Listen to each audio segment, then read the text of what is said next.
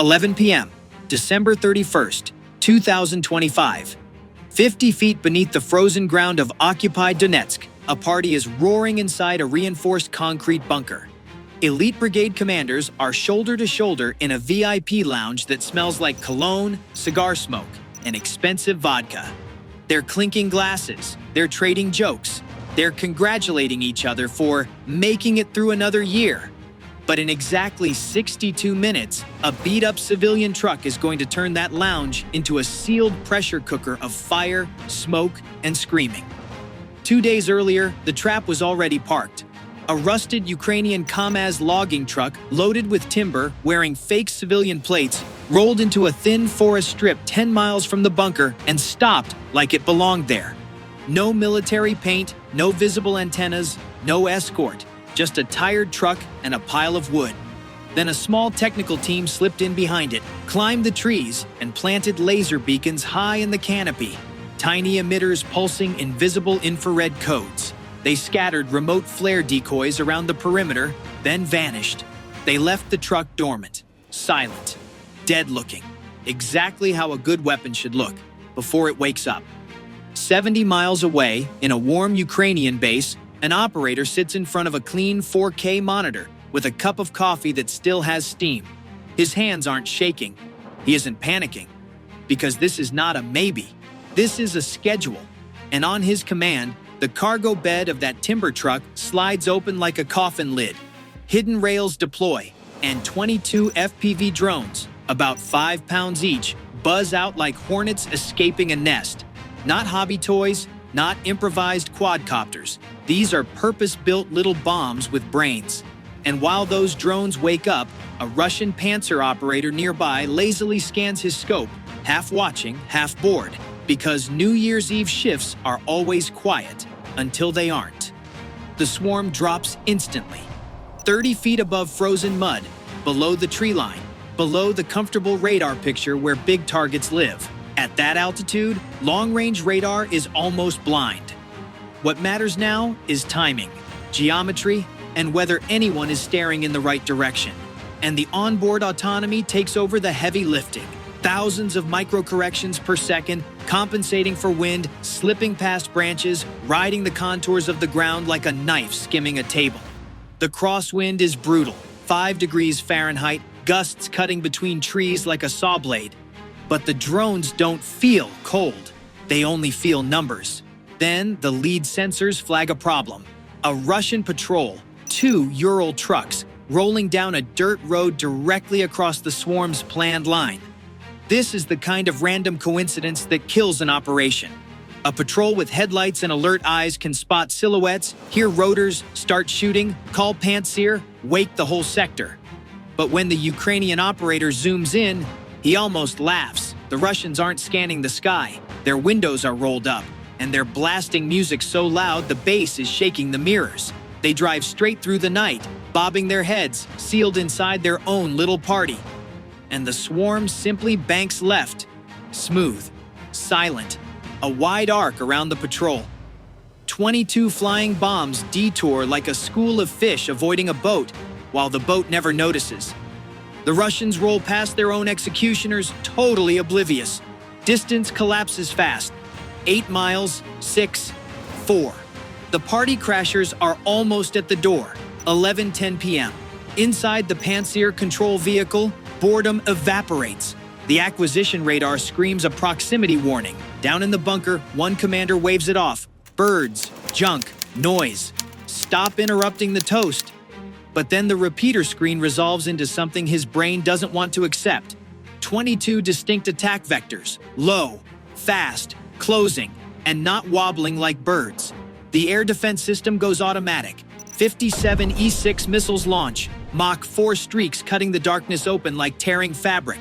The intercepts are violent and precise. Bright flashes as lithium batteries, plastic frames, and motors atomize in midair.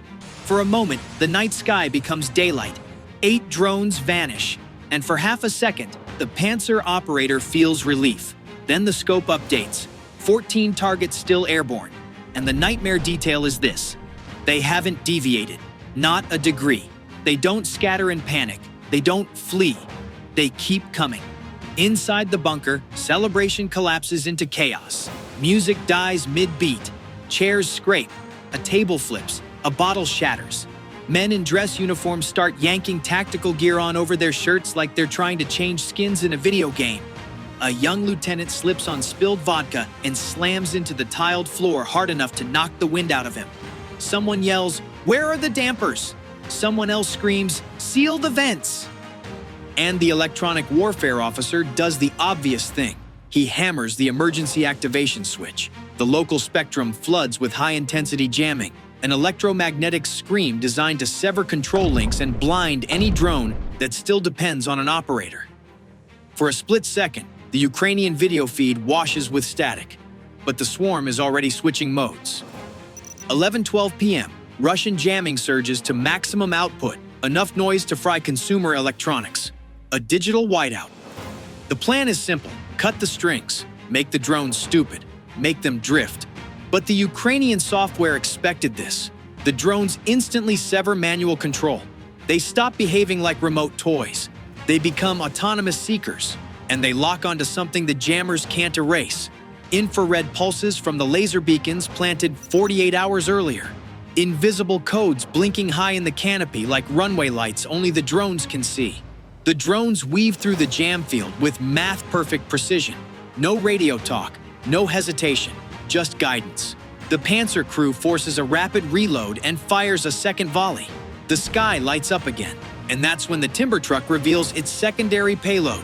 6 magnesium flares erupt from the forest floor, remote-triggered, blindingly bright, burning hotter than the sun. They don't just make light, they make heat. Huge heat. The heat-seeking logic in the interceptors bites instantly.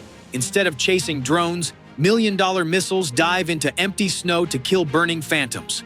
$4 million of ordnance detonates against nothing but cold air and decoy flames. The Russian operator slams his hands on the console in pure rage, watching his own weapons get hypnotized. Then the escalation hits a new layer. Rotor blades, heavy, close. 2 K-52 Alligator attack helicopters roar into the kill box just minutes after the initial alert. They don't come to intercept, they come to erase the forest.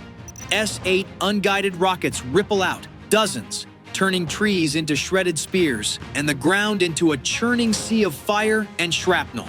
It's spectacular, and tactically, it's failure. Because the drones are too small, too cold, and flying too low for rockets to reliably touch. The helicopters are trying to kill mosquitoes with a sledgehammer, and the swarm keeps moving, dropping lower, skidding inches above burned earth and snow, threading through blasts, closing on the bunker vents with terrifying stubbornness. 11:15 p.m. The air battle collapses into humiliation. The Ka-52 pilots sit in cockpits worth tens of millions and do the math.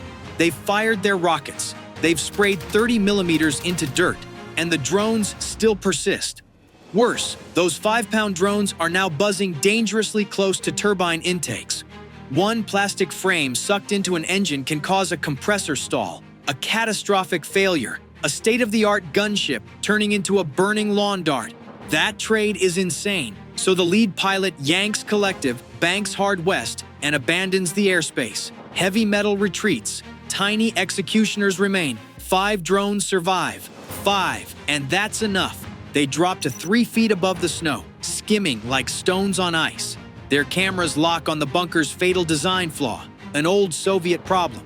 Underground command posts were built to survive nuclear fallout, so they have massive air filtration systems, big intake vents, wide steel throats protruding from the concrete cap like chimneys.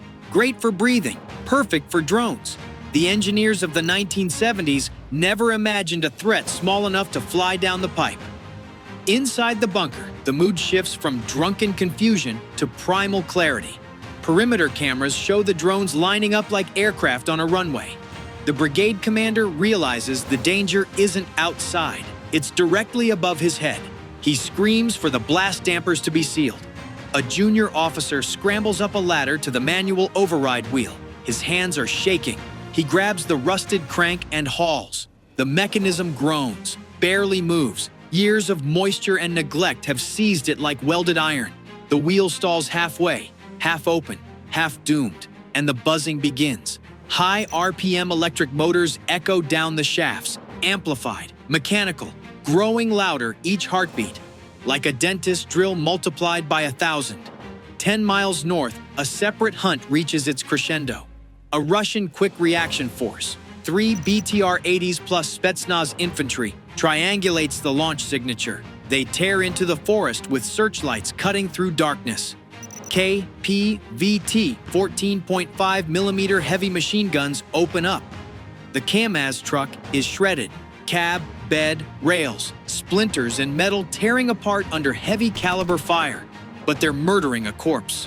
Because as the first rounds impact, a self-destruct failsafe triggers. Thermite charges ignite inside the truck, 4,000 degrees, melting control consoles, hard drives, launch mechanisms into a glowing puddle of slag. The Russians storm the burning vehicle expecting operators. They find nothing. An empty cab, a dashboard literally melting through the chassis. They've captured a pile of fire. A mile away, the actual Ukrainian tech team is already gone. 3 men in a beat-up civilian pickup, ripping down a frozen, rutted logging road in blackout mode. Headlights killed, brake lights taped, navigating by the green phosphor glow of night vision. The suspension slams through ruts. 60 miles an hour on ice feels like flying. Behind them, the forest erupts. BTR gunners realize they missed the operators and begin spraying fire through the woods, tracers like angry red meteors. A 14.5mm round shears through a pine a few feet from the tailgate. Wood explodes. Another round tears the rear fender off with a banshee scream. But the fuel tank holds. The driver downshifts, drifts around an icy bend, and disappears into the Ukrainian night. Back at the bunker, the race against physics ends. The damper wheel is stuck halfway. The first drone, carrying a 2-pound tandem-shaped charge, tilts up and dives into the vent throat. 11:16 p.m., and now confined space physics takes the wheel. The first detonation happens deep in the shaft. In open air, a 2-pound charge is ugly, but contained. In a sealed concrete box underground, it becomes a pressure experiment from hell. The initial blast wave has nowhere to expand. It rebounds. It amplifies. Overpressure climbs into skull-crushing territory. And the real brutality comes next. Because 4 more drones follow at split-second intervals. Not one blast. A chain. Like a pile driver made of explosions. 10 pounds total detonating inside confined volume. And the bunker atmosphere is already primed. Spilled alcohol vapor, ruptured gas lines, smoke, panic. It becomes a thermobaric event, a fireball that eats oxygen, a pressure spike that punches through lungs. The blast doors, designed to resist shock from the outside, are useless against an internal pressure spike. They buckle, they blow outward off hinges. Above ground, the ventilation shafts reverse. Instead of sucking air, they become volcano mouths. Orange fire and black smoke geyser 100 feet into the night. Frozen soil cracks around the bunker cap in spiderweb fissures that glow from the inferno below. The forest looks like it's breathing fire. By morning, the strategic impact is undeniable. Russian offensive coordination in the Donetsk sector snaps. Units at the front stop receiving orders. Artillery sits silent, waiting for firing coordinates that never arrive. Because the men who issue them are now being excavated from a collapsed concrete tomb. Command and control is effectively lobotomized for days, maybe a week, while replacements scramble and the chain of authority reforms. Meanwhile, 10 miles away, the Russian QRF stands in ash, staring at the twisted remains of the decoy truck. They expended thousands of rounds to kill burning wood and a melted remote control rig, and the people they wanted are gone. Now, look at the return on investment. Ukraine spent maybe a used truck and a couple dozen drones. In exchange, they erased a command node worth millions and decades of accumulated experience in one night. That's asymmetric warfare in its purest form. And it's not a fluke, it's a pattern. You've seen it before. The Moskva, where distraction and timing cracked open a flagship's defenses. The Sea Baby Revolution, where Ukraine didn't build a navy. They built cheap killers and forced an expensive fleet to retreat. The Crimean Bridge, where logistics itself became a weapon. Same philosophy every time. Find the blind spot, Exploit the arrogance. Convert big money into big regret. Russia keeps building bigger locks. Ukraine keeps inventing cheaper picks. And here's the lesson. In modern war, there is no safe rear area. You can bury yourself in concrete. You can park Pantsirs around the perimeter. You can jam the spectrum until radios scream.